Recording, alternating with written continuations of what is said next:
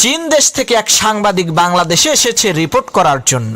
তো সেই চাইনিজ সাংবাদিক একটি ট্যাক্সি গাড়িতে করে ঢাকার শহরে ঘুরে বেড়াচ্ছে, আর সেই ট্যাক্সির ড্রাইভারকে বলছে, ভাই আপনাদের বাংলাদেশের ট্রেন এত ধীর গতি সম্পন্ন, যাইয়া দেখেন আমাদের চীন দেশে কত দ্রুত গতি সম্পন্ন বুলেট ট্রেন।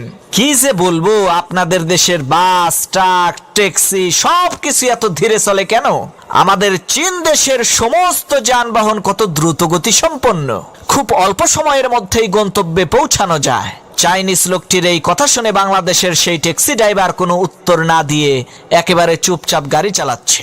কিছুক্ষণ পর সেই চাইনিজ লোকটি বলল, ভাই আমাকে এখানেই নামিয়ে দেন। ট্যাক্সি ড্রাইভার গাড়ি থামালো। চাইনিজ লোকটি গাড়ি থেকে নেমে জিজ্ঞেস করলো, ভাই গাড়ির মিটার দেখে বলেন তো ভাড়া হয়েছে কত? ট্যাক্সি ড্রাইভার বলল, 15,000 টাকা।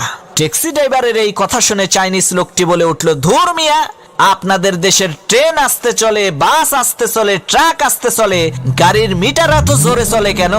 তখন সেই ট্যাক্সি ড্রাইভার বলল, ভাই মিটারটা হইল মেড ইন চাইনা, চীন দেশের মাল, তাই এত জোরে চলে।